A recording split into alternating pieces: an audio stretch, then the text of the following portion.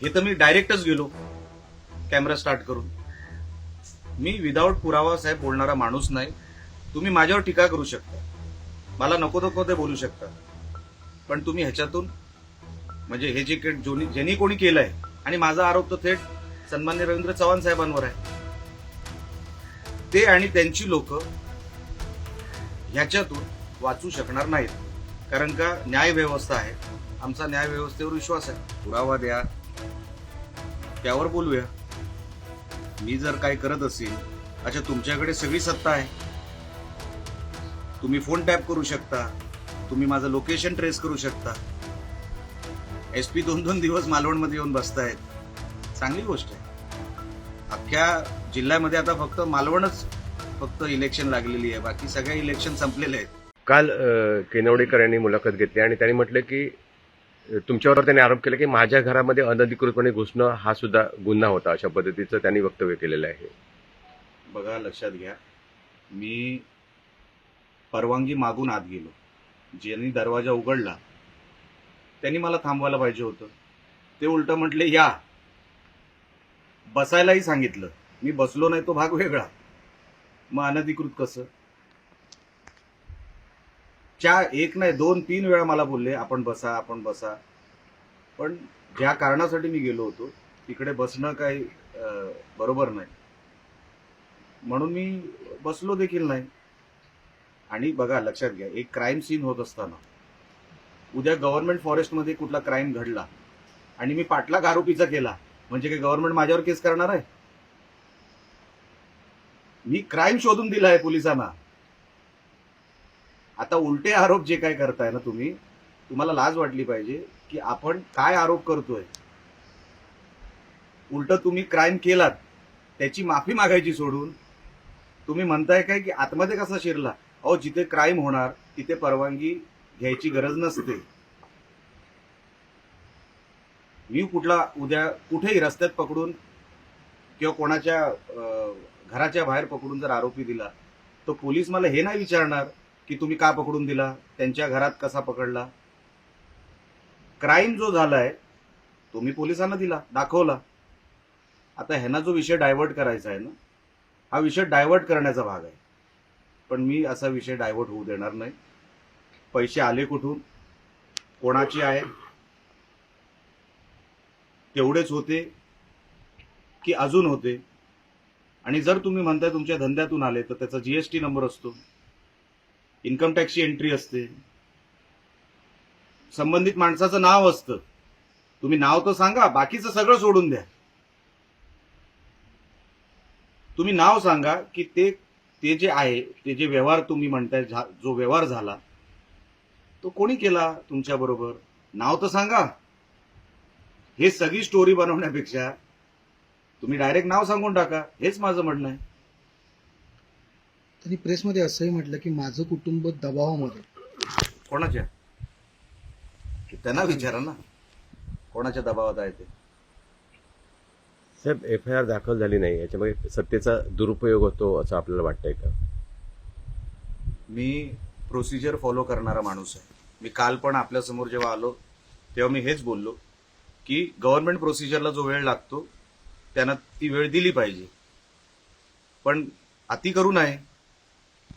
आम्हाला गृहीत धरू नये की आम्ही तुम्हाला वेळ देणारच आहोत म्हणून. आणि त्यासाठी मी आता वकिलांशी बोलून त्याच्यावरती काय करता येईल ह्याच्यामध्ये कायद्याच्या चौकटीत राहून ते मी आता त्यांच्याशी बोलणार आहे. म्हणजे जाणून बुजून केलं तर असं कोणी तपासात वेळ लागतो. असू शकतं ना साहेब, कुठली शक्यता आता नकारता येत नाही. माझं काम आहे जनतेसमोर हे सगळं आणणं, आणि जो फ्रॉड होतोय, जो क्राईम होतोय, तो पोलिसांसमोर ठेवणं, निवडणूक अधिकाऱ्यांसमोर ठेवणं. आता त्याच्यावर ते काय करतायत, ते रिस्पॉन्स कसं देत आहेत हे तुम्ही बघताय. साधी एक नोटीस नाही संबंधित आरोपीला की तुमची ही रक्कम जी आम्ही जप्त केलेली रक्कम आहे, म्हणजे तिथे क्राईम झालाय. आम्ही जबरदस्ती केली होती का जप्त करायला? निवडणूक अधिकाऱ्यांनी जप्त केली, बरोबर आहे. आणि मला काल तुमच्याच सगळ्यांसमोर सांगितलं की आम्ही ती अहवाल समिती समोर पाठवलेली आहे.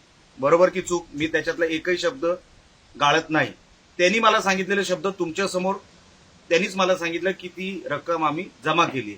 मग जमा का केली? म्हणजे पाणी कुठेतरी मुरतंय, क्राईम कुठेतरी झालाय, हेच माझं म्हणणं आहे. क्राईम जो झालाय ना त्याचा पहिला पडाव असतो एफआयआर. एफआयआर करून टाका. आणि जे तिकडे डिस्पोज करायला उभे होते ते सगळं, त्याच्यात मी नाव घेतलंय, ते कोण वेंगुर्लेकर नावाचा मुलगा होता आणि एक बंड्या सावंत नावाची व्यक्ती होती, ह्यांच्यावर पण एफआयआर झाली पाहिजे. पालकमंत्री म्हणतायत की हमाम में सब नंगे होते. हे उर्दू आहे. त्याच्या पलीकडे काय बोलू शकत नाही. पण हा टोला तुम्हाला उद्देश नाही असं वाटतंय लोकांना. तुम्ही काय- लोकांना वाटतंय ना, मला नाही वाटत. मी काम करतोय माझ्या पक्षाचं आणि पक्षाचं काम करत राहणार. कुठेही मला आढळलं की काहीतरी चुकीचं होतंय तर मी आवाज उठवणार. माझ्याकडे जे पुरावे आहेत त्या पुराव्यानिशी मी बोलतोय, त्या पुराव्याच्या आधारावर मी बोलतोय.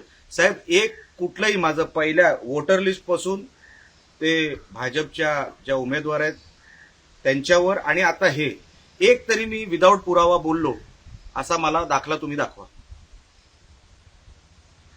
हे तर मी डायरेक्टच गेलो कॅमेरा स्टार्ट करून.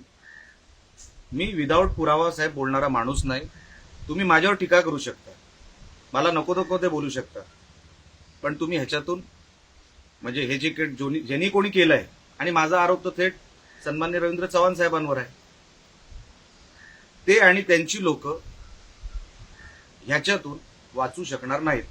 कारण का न्याय व्यवस्था आहे, आमचा न्याय व्यवस्थेवर विश्वास आहे. सर, तुम्ही म्हणालात की थेट रवींद्र चव्हाणांवर आरोप आहे असं. त्यावेळी त्यांनी नितेश राणेंनी असं म्हटलंय की उदय सामंत जे आहेत ते सुद्धा सिंधुदुर्ग जिल्ह्यात येऊन गेले, आम्ही त्यांना सांताक्लॉज म्हणायचं का? बघा, उदयजी सामंत येऊन गेले, तुम्ही मग दुसऱ्याच दिवशी आरोप करायला पाहिजे होते. तुम्ही का थांबलात? लक्षात घ्या, आरोप प्रत्यारोप होत राहणं. जेव्हा उदय सामंत येऊन गेले, तुम्हाला वाटलं ना की असं काय होतंय, तुम्ही तक्रार करायला पाहिजे होती. मी तक्रार केली, मी निवडणुकीच्या ऑफिसमध्ये गेलो, मी पोलीस स्टेशनमध्ये गेलो. मला वाटलं गडबड आहे, मी फॉलो घेतला, मी त्या विषयाचा पाठलाग केला, मला काहीतरी सापडलं. तुम्ही करायला पाहिजे होतं. जर असं काय घडत आहे असं तुम्हाला जर वाटत असेल, तुम्ही करायला पाहिजे होतं. लोकशाही आहे, आम्ही म्हणत नाही की तुम्ही करायला नको होतं. तुम्ही का केलं नाही हाही तुम्ही विचार करा. तुमच्या कार्यकर्त्यांना विचारा. ते वाटपात बिझी होते, ते पाठलाग कसा करणार? हातामध्ये 10,000 15,000 एक वोटरला द्यायचे होते, ते बिचारे त्याच्यात व्यस्त आहेत. बीजेपीचे सगळे कार्यकर्ते सिंधुदुर्ग जिल्ह्यातले, ते पाठलाग कसा करणार? क्राईम कसा शोधणार? त्यांचं पूर्ण लक्ष झालंय. आता बघा काय झालंय इकडच्या युनिटचं, भारतीय जनता पक्षाच्या रवी चव्हाण साहेबांच्या जवळ जेवढे आहेत त्यांनी बुकिंग करून ठेवली आहे गाडीची, घरांची, सोनं किती घ्यायचं, फिरायला कुठे जायचं, मग ते फ्लाईटमध्ये परदेशात कुठल्या कुठल्या देशात आपण जाऊ शकतो, ते आपलेही बँक बॅलन्स जमवत आहेत, आपलं कपाट भरत आहेत. हे पैसे जे काय त्यांना वाटतायत ना, त्यांना असं वाटतंय की हे पैसे खाली चाललेत, 60% पण खाली गेलेले नाहीत. हे सगळे गडगंज होणार, काही ठराविकच 10-15 जण, आणि मग उद्या ह्यांच्या घरात मर्सिडीज येणार तर तुम्ही आश्चर्य वाटून घेऊ नका. कारण का हे वोटरना जे काही पैसे दिले होते ते 40% खाली कोण ना कोणतरी पसरवत आहे वोटरांच्या घरापर्यंत, पण बाकीचे पैसे वरचे खात आहेत. ते शोधणार कसे? ते खायला बसलेत. म्हणून माझ्या लफड्यात पडू नका, मी डायरेक्ट आउट करत असतो. साहेब, मगाशी जे हमाम में सब नंगे होते याचा अर्थ असा होता की तुमच्याकडून पण पैसे वाटप होते अशा पद्धतीचा आरोप पुरावा होता. दाखवा, पुरावा द्या, त्यावर बोलूया. मी जर काय करत असेल, अच्छा तुमच्याकडे सगळी सत्ता आहे, तुम्ही फोन टॅप करू शकता, तुम्ही माझं लोकेशन ट्रेस करू शकता. एसपी 2-2 दिवस मालवणमध्ये येऊन बसतायत. चांगली गोष्ट आहे. अख्ख्या जिल्ह्यामध्ये आता फक्त मालवणच फक्त इलेक्शन लागलेली आहे, बाकी सगळे इलेक्शन संपलेले आहेत. तुमच्याकडे सगळं काय आहे ना, तुम्ही विचारताय का? ही धमकी का? करून टाका जे करायचंय ते. आणि भिजलेला माणूस हा कोणाला घाबरत नसतो, पावसाला घाबरत नसतो. जर मला हे सगळं करायचंय तर मला खात्री आहे की माझ्याबरोबर काय काय होणार आहे ते. म्हणून मला किती जरी काही तुम्ही स्टेटमेंट उलटे सुलटे देऊन माझ्यावर किती आरोप करायचा प्रयत्न केला, माझे हात स्वच्छ आहे. तुमचे हात स्वच्छ व्हावे ह्यासाठी हा निलेश राणेचा प्रयत्न.